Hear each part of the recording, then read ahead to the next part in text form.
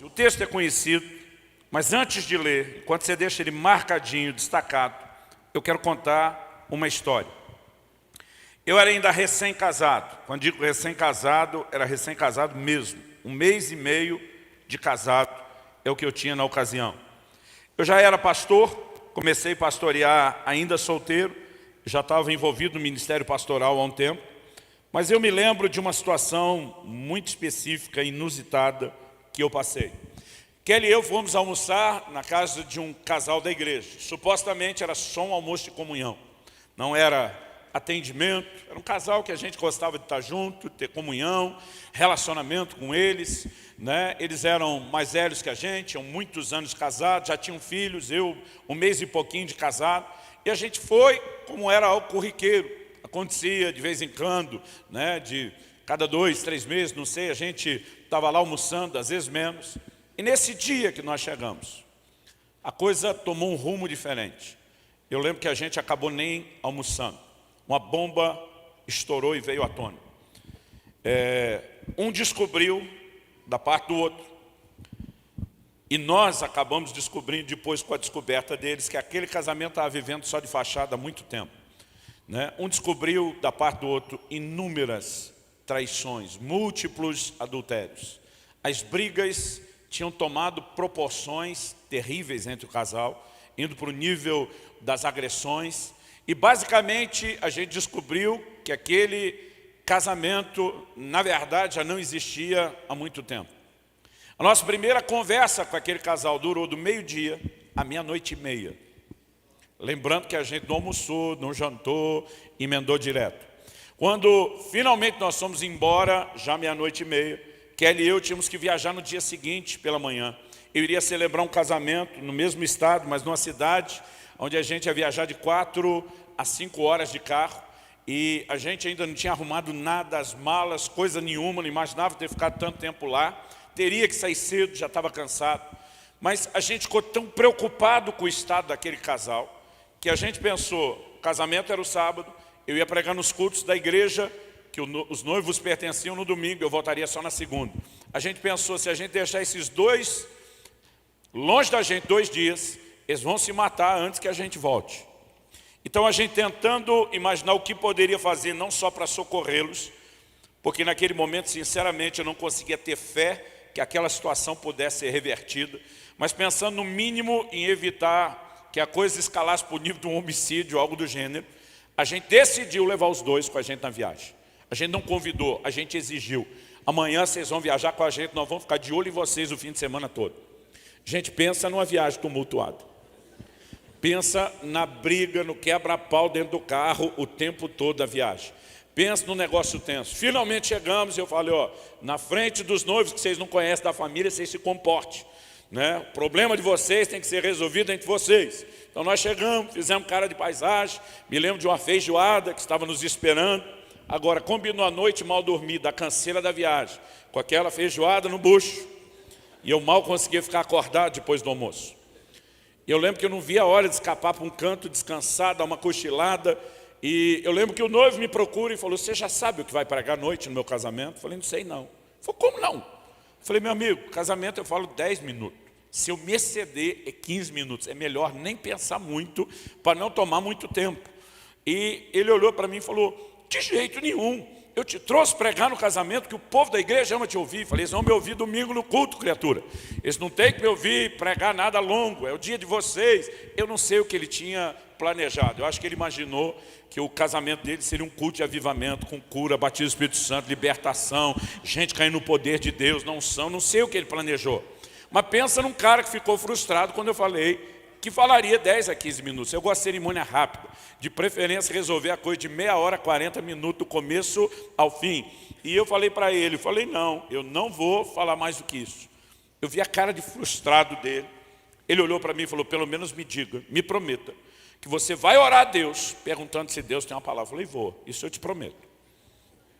Mais para me livrar dele, do que realmente por achar que precisava. E consegui o lugar para ir dar a minha deitada e a minha cochilada.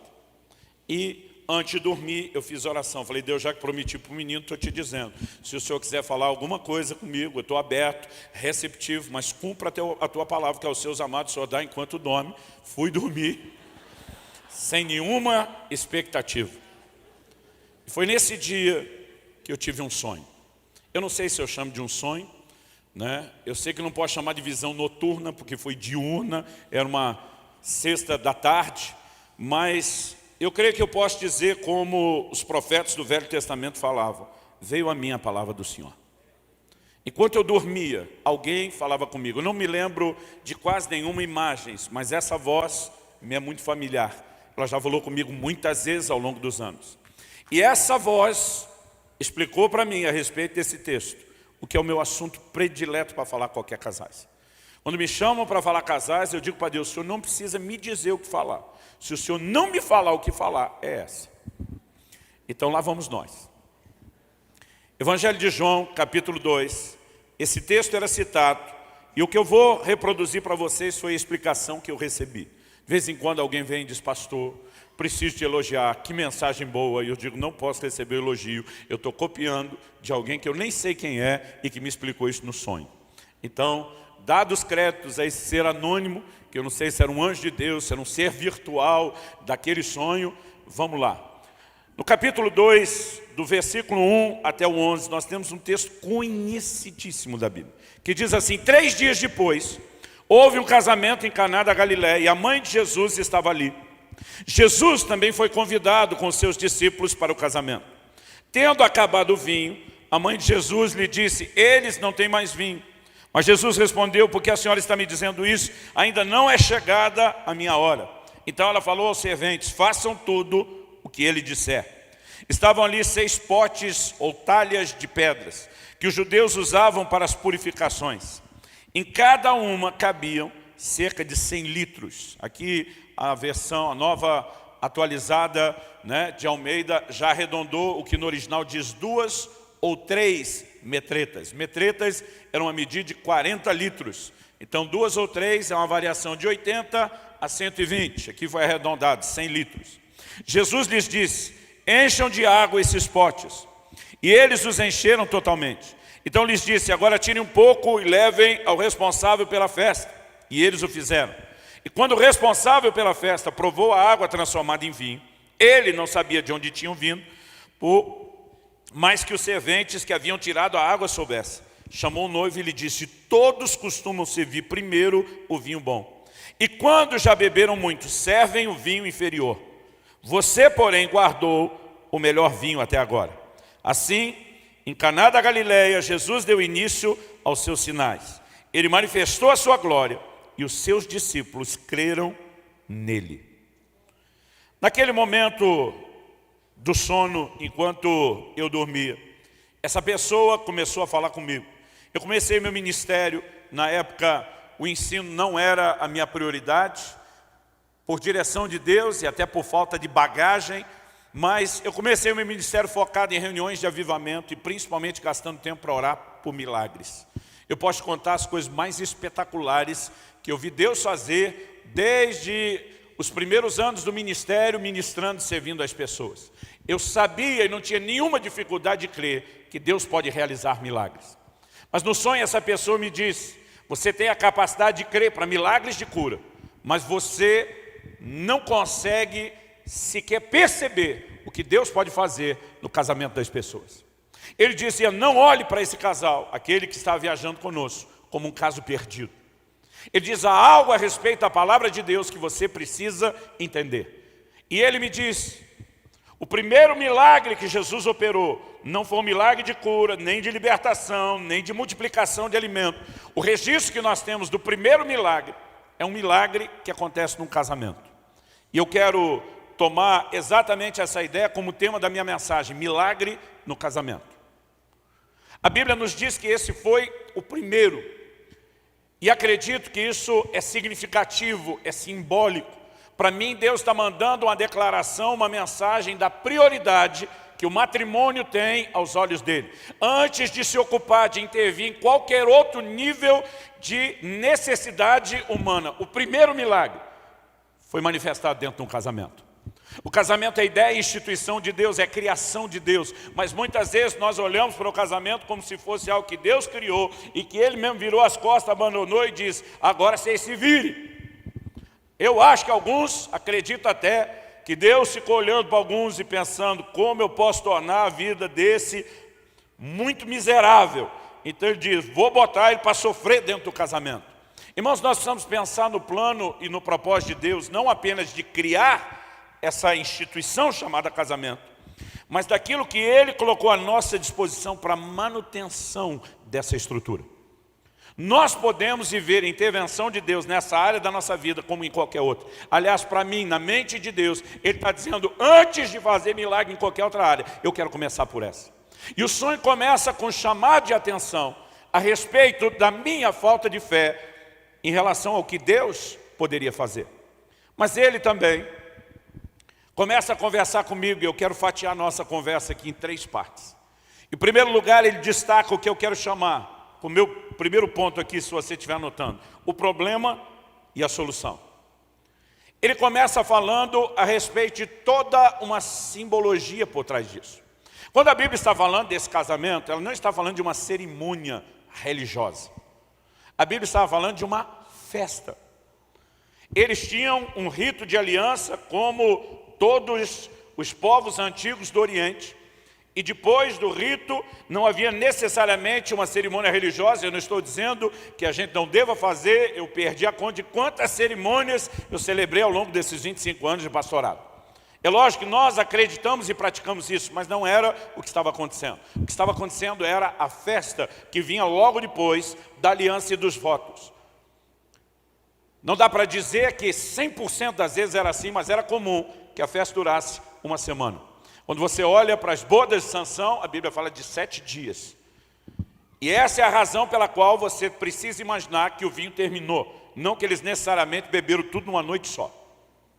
Agora, o Senhor Jesus decide intervir. E aquela pessoa que estava falando comigo, ele diz, talvez os seus olhos enxerguem apenas o problema de uma festa para a qual faltou provisão. Mas ele diz, é importante que você enxergue a simbologia por trás da mensagem. Ele diz, o problema central foi que o vinho acabou. Ele diz, e você precisa entender que o vinho, mais do que uma bebida servida na festa, tem uma simbologia. Ele me cita o Salmo 104:15, falando do vinho que alegra o coração do homem. O vinho é apresentado na Bíblia como um símbolo de alegria, inclusive é um dos símbolos do Espírito e da obra que o Espírito Santo produz em nós e nos nossos corações. Ele fala de alegria, ele fala de prazer, ele fala de realização, mas em algum momento o vinho terminou. E a verdade é que na maioria dos casamentos, esse vinho parece que está fadado, na perspectiva natural, a terminar. Não porque Deus não quisesse, desde o início, desde o princípio, que ele continuasse. Mas nós muitas vezes não cooperamos para que o vinho permaneça. Pelo contrário, a gente coopera para que ele termine. Porque o casamento é algo, em primeiro lugar, para o qual a maioria de nós entrou completamente despreparado. A gente imaginou, fantasiou um monte de coisa. Entre elas, eu tenho certeza que você, marido, e você, esposa, acreditava que ia conseguir mudar essa pessoa que está sentada ao seu lado. E bem feito para você, que até hoje não conseguiu. Cada um de nós criamos fantasias das mais absurdas. Até hoje, eu encontro homens que acreditavam que no casamento eles iam ter sexo todo dia. Pobre criatura. Nem sabia que chegar a hora que nem você ia dar conta, criatura, do recado. Nós deixamos de entender o que era o plano de Deus, o nível de parceria, de cumplicidade, de doação, de sacrifício que deveria ser vivido. E nós entramos com expectativas erradas, mal preparados e pior, mesmo que esse quadro não fosse verdade, descobrimos um universo de diferenças. As diferenças são cruéis. Diferenças do jeito de ser do homem e da mulher, que é completamente diferente. Diferenças de temperamento, diferenças de criação. Nós precisamos olhar e perceber que as diferenças são gigantes. No início do meu casamento, eu li uma literatura secular que abençoou demais a mim e a Kelly, chamado Homens, um livro chamado Homens são de Marte, Mulheres são de Vênus. Alguém já leu esse livro? Recomendo muito. um antropólogo estudioso do relacionamento, do comportamento, mas também humano, mas do relacionamento conjugal, conselheiro conjugal, né, produziu uma obra interessante. Ele fala que é como se cada um viesse de um planeta diferente e se encontrasse aqui na Terra e agora teriam que lidar com as diferenças. As diferenças de homem e mulher são enormes. Não é só aquela coisa de homem é mais racional, mulher é mais emocional, porque tem hora que tem uns homens que são muito emotivos em decisões, talvez não seja aquela emoção que faça ele chorar, mas ele explode, ele não pensa. E se não fosse a mulher do lado como ajudadora, dando um bom conselho, a coisa estaria complicada. Então, embora a mulher tenha a tendência a ser mais emotiva em algumas coisas, tem horas que o homem é que é emotivo e nessa hora a mulher é racional. O jeito de ser e de comportar de cada um é muito diferente. Você já viu os homens quando se encontram entre os amigos? Raramente você vai ver um homem elogiando o outro. A gente expressa carinho esculhambando. E aí, cabeção? E aí, careca? E aí, barrigudo? A gente está sempre tirando com a cara do outro. E raramente nós vamos elogiar um homem na frente dele. Mas quando sai da roda, pelas costas dele, a gente diz, gente boa esse aí, todo mundo pode crer. Agora, já viu quando as mulheres se encontram? É o oposto. Quando elas se encontram, você está linda, você que está. É assim uma rasgação de elogio. Mas quando uma sai da roda, engordou. Eu não estou dizendo que tem certo e errado. Os dois elogios, os dois falam mal, mas o jeito que cada um processa é completamente diferente. Já viu, junta 4 amigos para comer, happy hour de crente, com direito a suquinho e um snap. Aí chega a conta, R$37, cada um mete a mão na carteira, puxa uma nota de 20, pode estar quebrado, mas ele não admite. Joga e não quer saber do troco. Fica dinheiro sobrando na mesa. É nunca que as mulheres fariam uma coisa dessa. Porque diferente dos homens, nessa área elas não estão tão preocupadas com a imagem como na hora de vestir e se arrumar. Uma vai puxar o celular, pegar a calculadora, dividir exatamente com a conta dos centavos. Todas elas vão pegar a bolsinha cheia de moeda e vão cada um pagar exatamente a sua parte da conta e a coisa está resolvida. Gente, nós podemos gastar tempo falando disso, desde o controle da televisão, água quente no banho, quem quer mais coberta e o ditado que homem é tudo igual, chega a ser verdadeiro, uma mulher também e casais também. A verdade é que nós somos diferentes. Mas junte a isso as diferenças de temperamento. Que como diz o ditado, os opostos se atraem. Porque normalmente você está vendo no outro virtudes que você não tem. É por isso que a gente procura alguém diferente. O que a gente não parou para pensar é que esse outro também tem defeitos que a gente não tem. Num jeito diferente de ser. Isso vem junto no pacote. Agora, vamos colocar as diferenças de criação. Gente, esse negócio dá muito trabalho. E eu estou falando desde coisas pequenas, simples. Kelly e eu voltamos da lua de mel, fomos no supermercado fazer a nossa primeira compra. Voltamos da primeira compra do supermercado, eu lembro que eu tirei o vinagre da sacola. Fique bem claro, fui o primeiro a pôr a mão naquele negócio. E decidi onde guardá-lo, na geladeira. No dia seguinte, vou pegar o vinagre e sumiu. Eu digo, meu amor, você viu o vinagre? Sim. Eu falei, eu deixei ele ontem na geladeira. Porventura você teria guardado ele em outro lugar? E ela, sim, meu amor, eu guardei no armário. Resposta que a maioria dos homens, inspirado na lenda já falecida do seu Lunga, lá de Juazeiro do Norte, Ceará, talvez já dariam a resposta grosseira.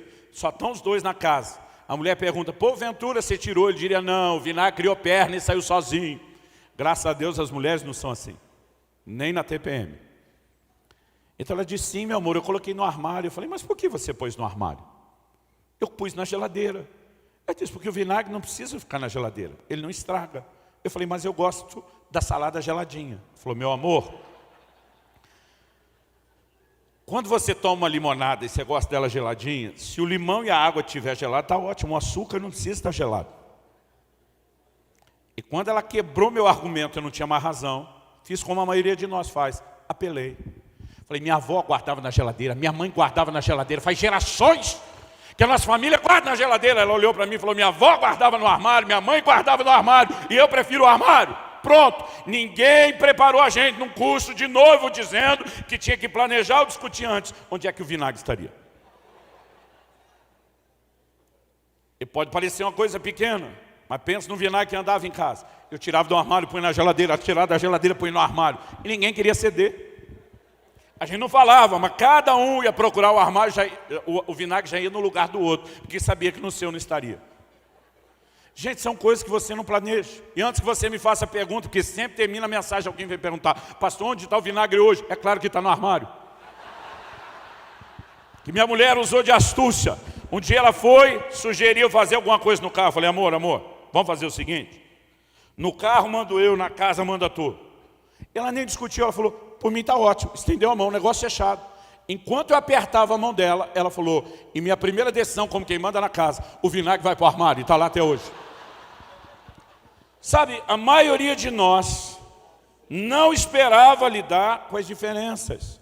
Um pastor amigo meu, primeira compra no supermercado, voltando da lua de mel, entra com a esposa, empurrando o carrinho, no corredor onde estão as latas de óleo. Ele para o carrinho, ele vai para um lado do corredor, pega um óleo de soja, e quando volta, a mulher está vindo com óleo de milho. Ele olha e diz: o que é isso na sua mão? Ela diz: um óleo. Ele falou: de milho? Ela disse: sim. Ele falou: minha mãe só cozinhava com óleo de soja. Ela falou: e a minha só com óleo de milho. Ele falou: mas eu gosto de óleo de soja. Ela falou: então peço para sua mãe cozinhar para você. E aí azedou tudo. Irmão, nós vamos longe se fizer uma lista de coisas que a gente não tinha ideia de, como diria o bom nordestino, onde foi que nós amarramos o jegue. Porque as diferenças aparecem. Agora, sabe qual é o nosso problema? Perspectiva. Alguém diz: pastor, casamento é muito difícil. Eu falei: não é o casamento não, é você que é, eu, é a gente, nós que somos. A Bíblia diz no livro de Provérbios que como ferro com ferro se afia, assim o homem é o seu companheiro. A Bíblia não diz o marido à sua esposa, um cônjuge ao outro. Porque qualquer nível de relacionamento dá trabalho. Se o problema fosse casamento, pai e filho não tinha problema. Se o problema fosse casamento, os irmãos não brigavam entre si. Agora, qualquer nível de relacionamento onde a gente se expõe intensamente, vai sair faísca, vai dar ferro com ferro. Eu, antes de casar, irmão, tive uma boa escola. Dividi um apartamento como solteiro com outro pastor que também era solteiro. A gente brigava todo dia. Todo dia. Não era nenhuma briga exagerada, mas tinha BO, boletim de ocorrência, todo dia. Não é que um era organizado, outro desorganizado. A gente conseguia ser diferente dependendo do cômodo. No quarto, ele era organizado, cada um tinha o dele, eu não. Na cozinha e no banheiro, ele era um caos, um desastre. Eu brinco de vez em quando com a minha esposa que eu pareço aquela turma que tem toque. Um dia desse, a gente estava viajando junto, fui no banheiro, demorei um pouquinho mais do que normal, voltei. Minha esposa olhou para mim e disse: foi usar o banheiro ou foi fazer uma faxina? Eu falei: os dois, não aguento. Aonde eu estou, irmão? Não posso olhar banheiro bagunçado. Agora, na sala, ele era o cara preocupado com a ordem e eu não ligava muito. Então a gente discutia. A gente morava na mesma casa, trabalhava no mesmo escritório da mesma igreja, cada um tinha um carro, cada um ia com o seu carro. Um dia alguém falou: por que vocês não vão juntos economizar gasolina? Ele falou: não dá, a gente discute o caminho que o outro faz. A gente começou a descobrir, até hoje a gente brinca que foi uma preparação. As diferenças estão aí. Agora o problema é que a gente entra sem esperá-las e sem entendê-las. Irmão, quem fez homem e mulher diferente foi o próprio Deus. E Ele sabia o que estava fazendo. A gente só precisa entender o que é que Ele queria, saber como lidar com isso.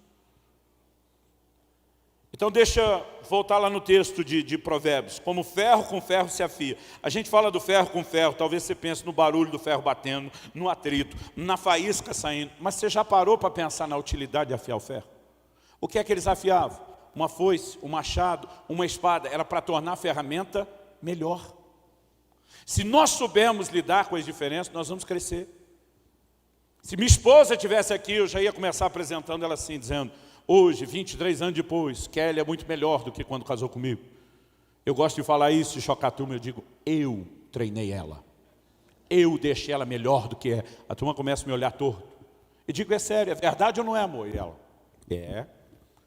Eu digo: gente, ela perdoa hoje bem melhor do que nisso, porque eu treinei ela a perdoar. Ela ama, ela exerce paciência melhor do que no início, porque eu treinei, eu deixei aquela mulher boa no perdão, no amor e na paciência. Lutero, o grande reformador, que defendeu o fim do celibato e o direito ao casamento dos ministros, que respirava, depois da sua fé, Catarina, sua esposa, seu casamento, costumava dizer: 1 ano de casamento me santificou mais do que 10 de monastério. Porque o casamento tem esse poder, querido, ou de aperfeiçoar você, ou se você não entender as diferenças, arruinar você e a sua vida.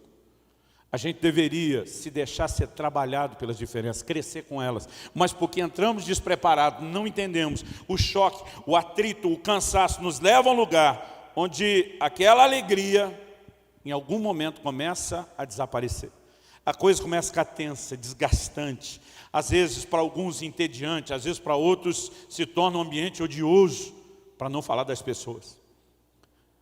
E a verdade é que o vinho tem tudo para terminar na vida de qualquer um de nós, se não entendemos e não nos ajustarmos ao plano e ao propósito de Deus. Mas a boa notícia é que esse casal que está no início da sua história e tem um vinho terminado, eles tinham alguns convidados muito importantes. Não apenas Maria, mãe de Jesus, foi chamada, mas Jesus e os seus discípulos estavam lá. Eles não foram chamados correndo de última hora quando o vinho terminou. Eles foram chamados para estar lá, para fazer parte daquilo. E porque estavam lá, quando a necessidade surgiu, ele pôde se manifestar. E é o que eu e você precisamos entender, que se por um lado tem o grande potencial do problema, de outro tem o potencial de intervenção e da solução. Ter a presença do Senhor Jesus nos nossos casamentos faz toda a diferença. Quando você olha para a criação, o primeiro casal, Adão e Eva no jardim, eu brinco que Deus não respeitou nem a lua de mel do casal. Todo dia ele ia visitar os dois. E tinha a hora certa. Quando começava a soprar uma brisa, quando você lê lá na viração do dia, um sopro, uma brisa. Tinha um vento específico. Eu não sei se era produzido pelo movimento de Deus, pelo deslocamento de Deus. Eu não sei se era um mensageiro que anunciava Deus estava chegando. Mas quando a solha começava a soprar diferente, os dois sabiam, papai está chegando. E para mim ele estava mandando a mensagem, fecha, aproveite até eu chegar, porque quando chegar eu quero desfrutar vocês. Desde o início Deus tinha um plano de ser parte do relacionamento. O problema é que o homem tem excluído Deus, acreditando que pode viver o melhor de Deus sem ele. Isso não é verdade.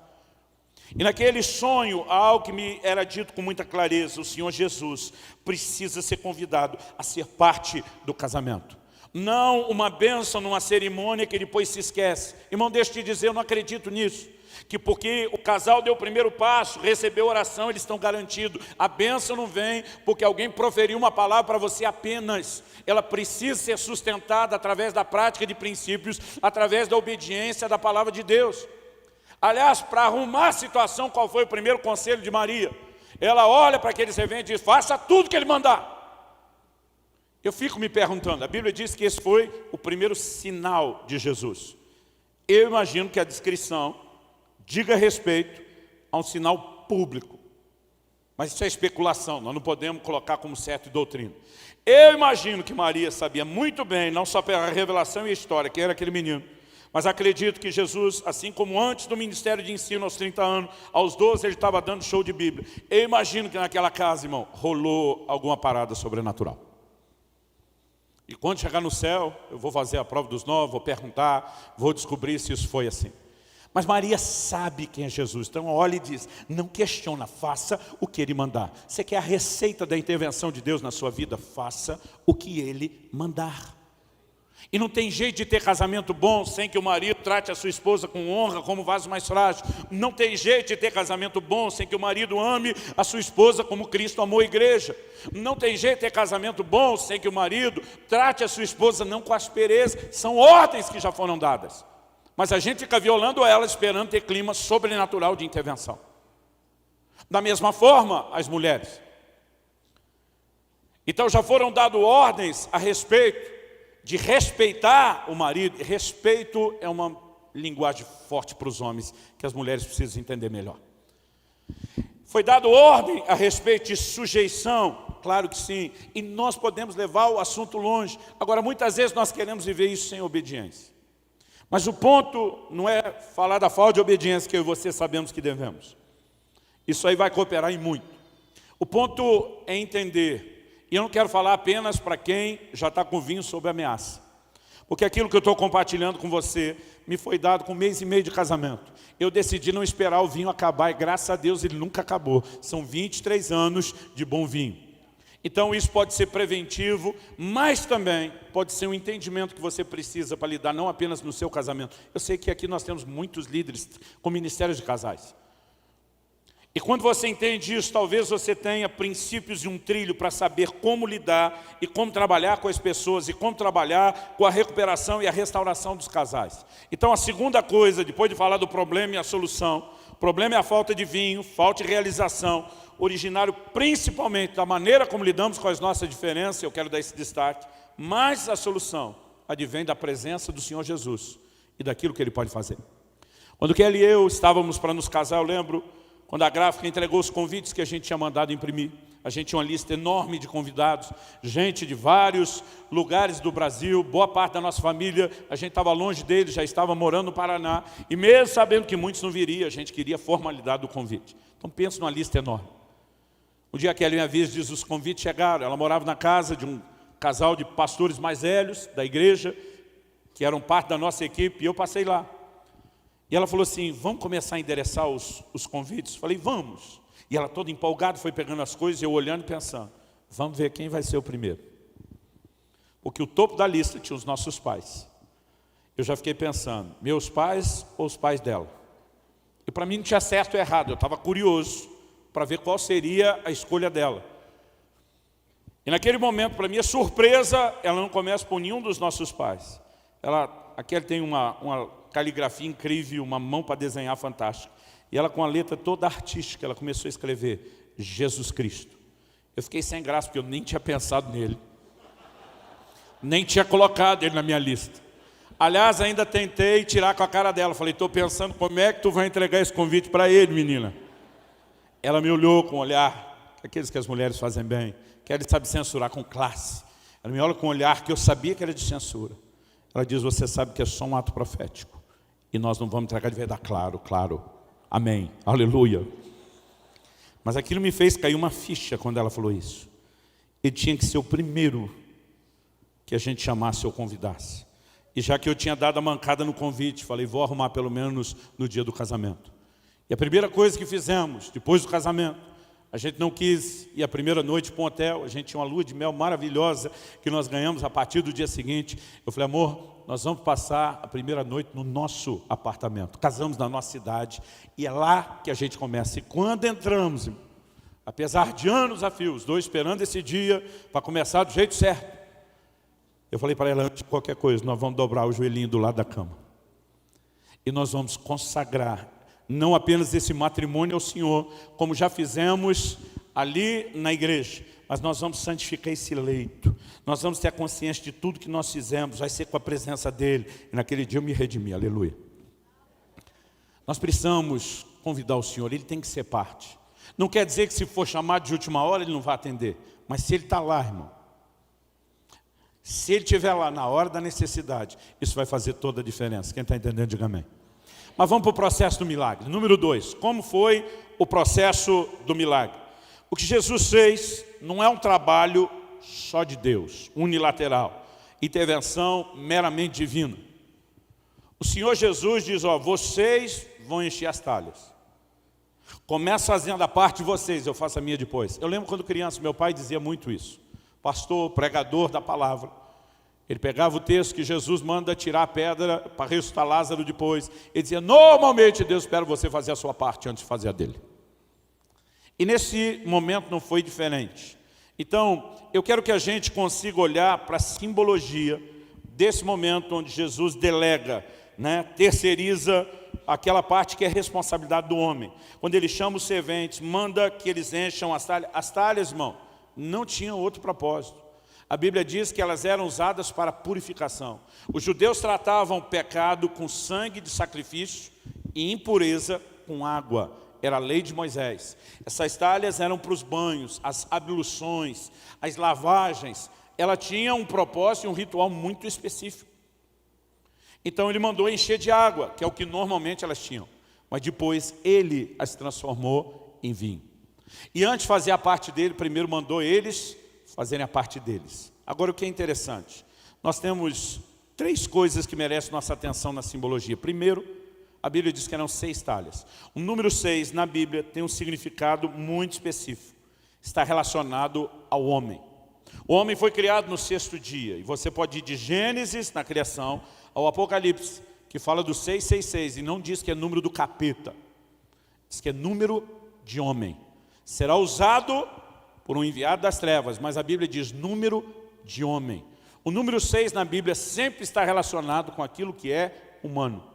E eu acredito que Deus está falando aqui daquela parte, daquele aspecto que é humano. Outra coisa que merece a nossa atenção, essas talhas, que a Nova Almeida chamou de pote, eram blocos de pedra enorme. Eu nunca estudei a etimologia da palavra para saber se talha tem esse nome por ser talhada. Mas era um bloco de pedra talhada. Eu já tive 3 vezes ali em Caná da Galileia. E você tem uma pedra que remonta ao 1º século da era cristã. Ela é quase a altura do meu peito. Fica um pouquinho maior, que está elevado. É um bloco de pedra redondo enorme. E eles iam cavando. Por que a medida não era precisa? Por que a Bíblia diz 2 ou 3 metretas, de 80 a 120? Porque a quantidade de água caberia dependia do quanto ela foi talhada. E não tinha um padrão.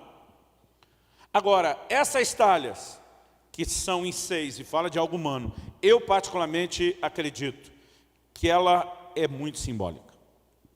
Quando o Senhor Jesus começa a falar do propósito para o casamento, da maneira como criou o primeiro casal, e depois, enquanto ele vai apresentando essa ideia da origem, e quando você quer entender o propósito de Deus, deveria voltar à origem. Nós estamos falando ali de Mateus 19.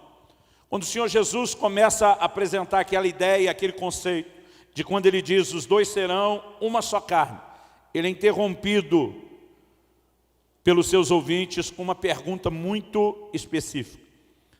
Ele está dizendo, vocês não viram que o Criador, desde o princípio, fez homem e mulher. Ele diz, deixará o homem, seu pai e sua mãe, se unirá à sua mulher, tornar-se-ão os dois uma só carne. E essa conversa vem porque os fariseus tinham feito uma pergunta sobre se poderia ou não repudiar a mulher por qualquer motivo. Eu quero que você lembre que a lei de Moisés autorizou, permitiu, mesmo mostrando que não era a vontade de Deus, o divórcio. A discussão não era se era permitido ou não divorciar, todo mundo sabia que era. A discussão era por qualquer motivo. E Jesus, em vez de entrar naquela discussão, qual escola, de qual rabino, qual opinião, Jesus disse, não tem deslido que o Criador, e ele volta lá no início, lá na origem, os 6, homem e mulher, por essa causa diz, deixará o homem seu pai e sua mãe, se unirá à sua mulher, tornando-se os dois uma só carne. De modo que já não são 2, porém uma só carne. Portanto, o que Deus ajuntou, não separe o homem. Quando Jesus afirma isso, as pessoas estão ouvindo e entenderam. 7, replicaram. Por que mandou então Moisés dar carta de divórcio e repudiar? Eles querem voltar no momento atual, não na origem.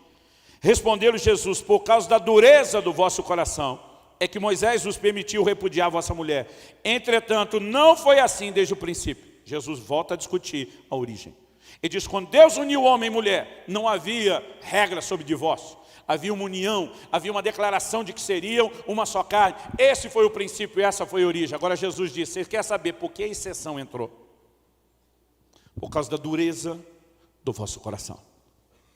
Agora Jesus deixa claro, não era assim antes da exceção. E depois ele deixa claro, não continuará sendo do jeito que vocês estavam vivendo. Eu, porém, vos digo, quem repudiar sua mulher, a não ser por causa de relações sexuais ilícitas, e casar com outra comete adultério, que casar com a repudiada comete adultério. Quando Jesus diz o casamento volta ao padrão que era no início, e não na exceção de Moisés, qual foi a reação das pessoas? Dá uma olhadinha aí. Verso 10, disseram os discípulos, agora não é os fariseus que estão perguntando, se essa é a condição do homem relativa à sua mulher, de não poder separar, eles dizem, não convém casar. Melhor nem entrar nesse negócio. Aí você vê qual era a mentalidade dessa turma que Jesus ia preparar para ser os líderes da sua igreja.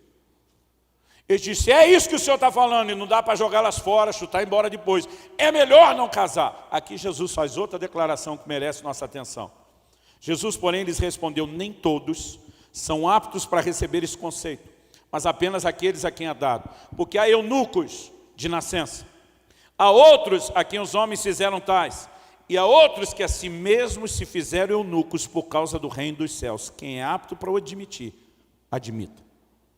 Eunuco era um homem castrado. Eles são feitos pelos homens Isso acontecia normalmente quando eram bem novos, mas às vezes os prisioneiros de guerra eram castrados depois. Eram levados como eunucos para servir no palácio do rei sem ser uma ameaça ao harém. Agora Jesus diz, tem gente que nasceu assim, ele tem um dom, ele não tem a necessidade do casamento. Ele diz, tem gente que foi feito assim pelos homens. Aí ele fala de um terceiro nível, que a gente nunca fala disso na igreja. De gente que se faz assim por causa do reino. Gente que se faz assim não é gente que nasceu assim. Eu conheço gente que diz, não, eu tenho um dom de Deus, de viver sozinho, viver para Ele, me dedicar. Eu nasci assim. Agora, quem se faz assim é diferente de quem nasceu assim ou de quem foi feito assim pelos homens. E essa é a parte que merece atenção no outro momento. Eu particularmente vou te dizer, tem muita gente separando por motivo que não lhe dá direito de casar de novo. Ele deveria entender que por causa do reino de Deus, e para não complicar a sua vida e o seu destino, é melhor se fazer eunuco. O maior problema da nossa geração não é o divórcio, é o novo casamento em situações que a Bíblia não autoriza. E deixa essa bomba para o pastor Josué resolver explicar depois, que eu já estou saindo do meu assunto. Deus seja louvado. Que silêncio é esse? Bom, fechando o assunto parentético, como a gente diria numa linguagem teológica mais bonita. A gente olha para essa declaração de Jesus, e Jesus diz que o motivo da exceção, que durou um tempo, é o quê? A dureza do coração. O homem não tinha condições de viver o padrão de Deus por relacionamento. Agora, enquanto ele estava na época da exceção, de alguém que sequer conseguia praticar a lei, promessas foram dadas. E Deus diz através de Ezequiel, eu vou arrancar de vocês o coração de pedra. Eu vou dar a vocês um outro coração, um coração de carne. Eu vou colocar em vocês um espírito novo. Jesus está dizendo, o padrão foi esse. A lei provou que o homem não tinha condição de vivê-lo. Mas eu estou levando vocês a um lugar onde eu vou capacitá-los a ter aquilo que não se tinha antes. A viver a mudança. Irmão, essas talhas de pedra falam da nossa limitação, da dureza do coração de cada um de nós. Mas a boa notícia é que mesmo nessa época do coração duro, tinha gente que se permitia ser trabalhado. Quanta água caberia dentro dessas talhas? Dependeria quanto elas eram talhadas, cavadas. Eu tenho descoberto que gente que se permite ser mais tratada e trabalhada por Deus, mesmo nas suas limitações, tem a capacidade de experimentar mais daquilo que ele pode fazer. Agora, essa história não envolve apenas as 6 talhas, a parte humana. Dentro da responsabilidade é dada uma ordem a eles para que encham a talha de água. E naquele meu sonho a pessoa dizia, a água no Novo Testamento figura basicamente 2 coisas, a palavra e o Espírito. Ele cita falando inclusive da relação do casal, comparando a relação de Cristo e a igreja, dizendo que o marido deve amar a sua esposa como Cristo amou a igreja, entregando-se a si mesmo por ela, para santificar pela lavagem de água da palavra. A água está relacionada com a palavra, inclusive no seu efeito purificador. Mas Jesus também diz, quem crê em mim, do seu interior, fluirão rios de água viva. E a água também está muito relacionada com o Espírito Santo. Quando ele fala dos 2 símbolos, eu falei, o que é água aqui? Ele falou, os 2, não é um ou outro. E diz, crentes que se enchem da palavra e do Espírito, não precisavam estar na rota do divórcio e de um casamento dividido. Irmão, a verdade é que nós somos egoístas e carnais demais. Eu nunca vi um casal brigando pelos seus deveres. Eles só brigam pelos direitos. Você não deu a atenção que eu mereço. Você não me deu a honra. Irmão, se a gente estivesse no nível de brigar pelo dever, eu falei no meu dever com você, não, eu falei mais, não, fui eu que falei. Se nossas brigas fossem por causa disso, os matrimônios estariam muito melhores. A gente não entende o que é sacrifício, o que é doação, o que é entrega. Por quê? A gente tenta viver isso da forma mais egoísta possível. Quando a Bíblia fala de um amor que não é egoísta, que não é interesseiro, nós precisamos entender que há um lugar onde eu e você precisamos nos abastecer. Romanos 5,5 diz que o amor de Deus é derramado em nossos corações pelo Espírito Santo. A Bíblia diz que a nossa mente precisa ser renovada, transformada. Crentes se enchem da palavra e do Espírito, estão dando a Jesus matéria-prima para que Ele faça um milagre. Porque Ele não estalou o dedo para fazer o vinho aparecer, diz, vocês põem água, depois que vocês encherem de água, eu transformo. E Jesus disse, encha até em cima. Quanto vinho vai poder ter num casamento? Depende não só de quanto a pedra foi talhada para caber mais água, mas depende de quanta água foi colocada. Se nós fizermos a nossa parte e nos permitirmos tanto ser trabalhados como nos encher da palavra e do Espírito, irmão, o que Ele vai fazer será significativamente maior e diferente, até mesmo do que outros experimentaram. Nós vamos determinar a dimensão, o tamanho desse milagre. Quem está entendendo, diga amém. E quando a gente entende o processo, que a gente entra com a matéria-prima e ele com o resto, a gente pode finalizar aqui falando do resultado. Qual foi o resultado? Eu sei que a gente pode, de uma forma simplista, dizer milagre. E é isso que nós estamos querendo viver para nós e para os outros. Mas nós precisamos entender a maneira como a Bíblia descreve o milagre. Levaram o vinho até o mestre-sala, o responsável da festa. O homem prova, não sabia de onde veio. Quando prova, ele fica impressionado. Ele diz, todo mundo, regra de casamento que ele estava acostumado, bota o bom vinho no início e depois, medida econômica, o vinho ruim no final. Isso descreve a maioria dos casamentos, até que o vinho acaba. Bom no início, ruim depois e nada no fim. O plano de Deus para nós não é que a qualidade do vinho vá diminuindo. Se houver alteração da qualidade, é que ele melhore. É que ele melhore. Estou esperando você dar algum amém. É que ele melhore. O homem se impressiona e diz, eu acho que a lógica dele é tipo churrasco. Vamos encher o povo de pão, vinagrete, linguiça, para não gastar muito na carne depois. Aí, de alguma maneira, ele está dizendo, o que é que você fez diferente? Você guardou o melhor vinho. Isso aqui, em primeiro lugar, me mostra que Deus não apenas quer fazer um milagre, mas o tipo de milagre não é apenas ativar o modo sobrevivência de um casamento. Ele tem tudo para se tornar melhor. E a gente tem que crer nisso. Mas a outra coisa que me chama a atenção é que a Bíblia diz que com esse, deu Jesus início aos seus sinais. Seus discípulos creram nele. A Bíblia diz que ele foi glorificado. Deus foi glorificado. E o que me chama a atenção, nessa conversa que eu tive no sonho, na explicação, é que a pessoa diz, pense não apenas no vinho novo, que é melhor do que o anterior, mas no fato de que Deus, quando opera milagre num casamento, quer colocá-lo numa vitrine. Irmão, a gente é tão egoísta, que a gente acha que Deus faz tudo só por causa da gente. Até quando Ele faz um milagre para mim, não, é só porque Ele me ama. Irmão, deixa eu te dizer, é lógico que Ele te ama, mais do que você tem a capacidade de entender. Mas Deus não tem essa mentalidade de desperdício que eu e você temos. Quando Ele multiplica pães e peixes e diz, recolhe o que sobrou para que nada se perca. Ele não perde nada, Ele não perde um movimento, Ele não perde uma ação, Ele não perde uma manifestação. Quando Ele está intervindo no casamento de um de nós, Ele não está pensando só no que significa para a gente, mas Ele quer nos colocar numa vitrine, Ele quer trazer visibilidade, Ele quer mostrar aos outros o que Ele pode fazer, Ele quer inspirar os outros. E o problema de muitos de nós é que um casamento sem intervenção de Deus, ele não apenas não é atrativo para ninguém, mas se torna um péssimo testemunho que contradiz o evangelho que nós pregamos.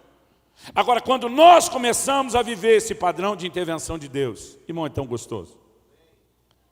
A maioria das assistentes, ajudadoras, secretária, empregada, não sei como chama no seu estado, de estado para estado muda, que já trabalharam na nossa casa até hoje, e não chegaram convertidas, se converteram.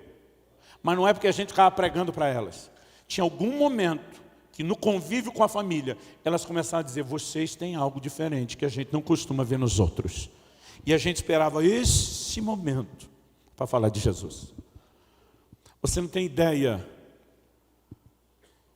do que é o poder da vitrine de um casamento restaurado.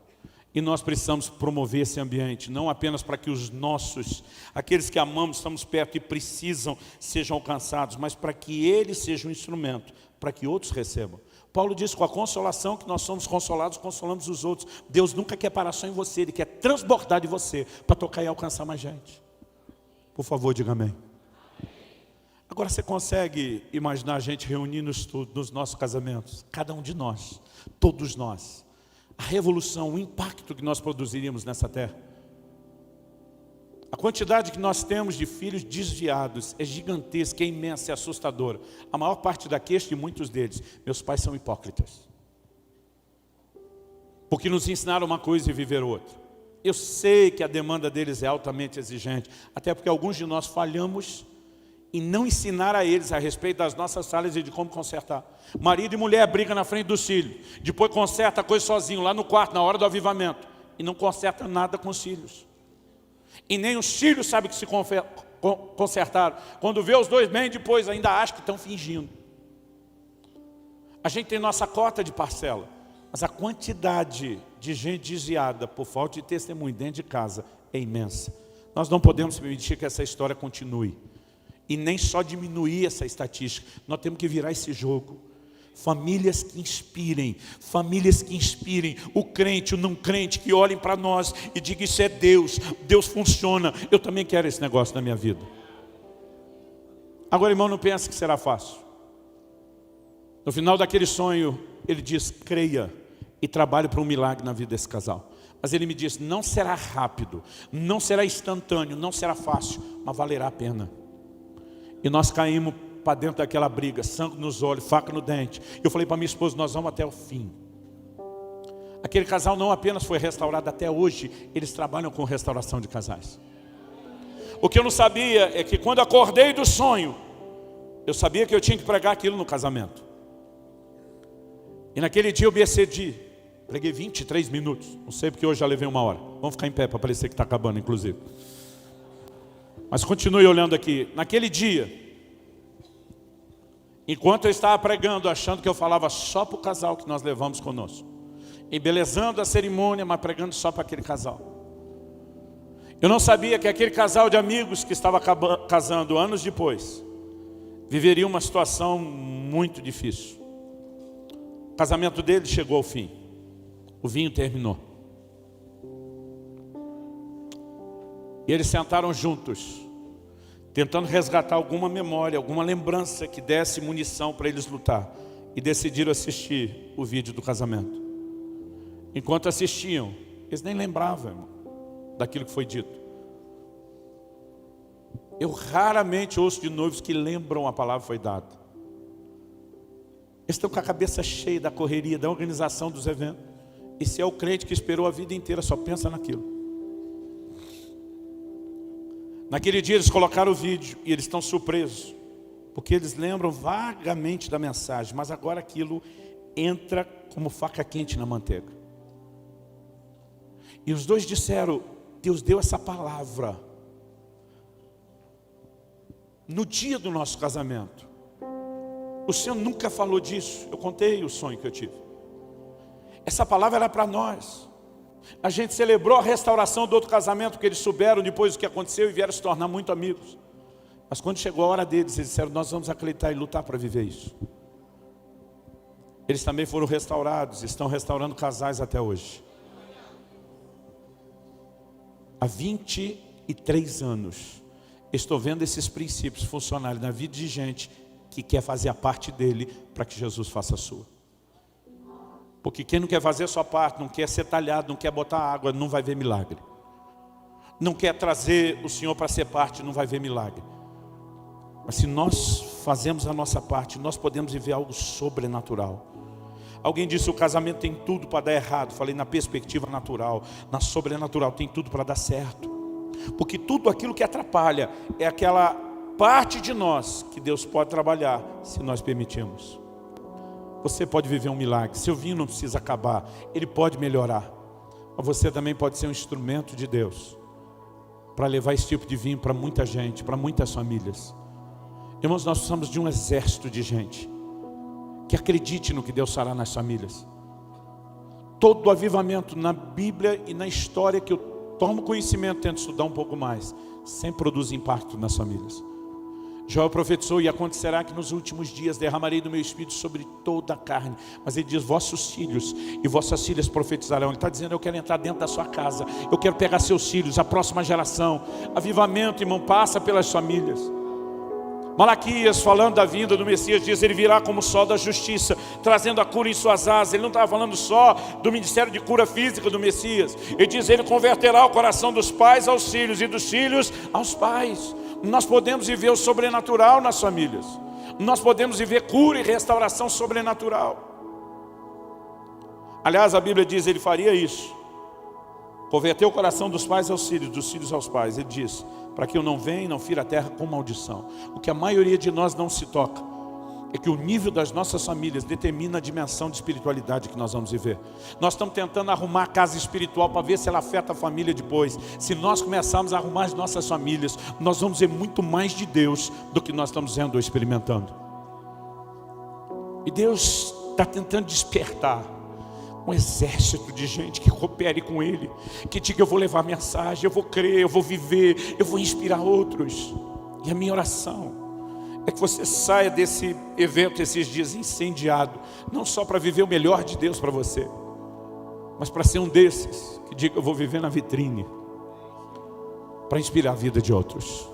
Você recebe essa palavra em nome de Jesus?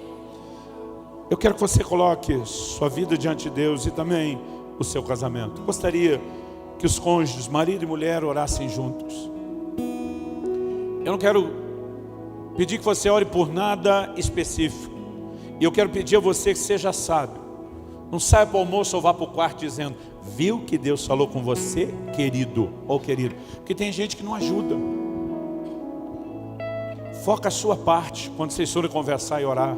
Diz, olha, eu quero procurar me deixar ser talhado e me encher de água. E eu espero que você também queira. Nós podemos viver isso juntos. Nós podemos. Outro dia alguém me disse, pastor, eu estou vivendo o melhor momento do meu casamento. Mas se tem um vinho melhor do que o que eu cheguei até agora, eu vou lutar por ele. Então você não precisa estar com a coisa ruim para orar ou crer por isso. Eu quero apenas que você ore. Fale com Deus. Do seu jeito, da sua maneira. Alguns preferem orar em voz alta, outros orar em voz baixa. Alguns preferem orar mentalmente, de forma silenciosa. Faz como você achar melhor. Mas olhe, coloque seu casamento diante do Senhor.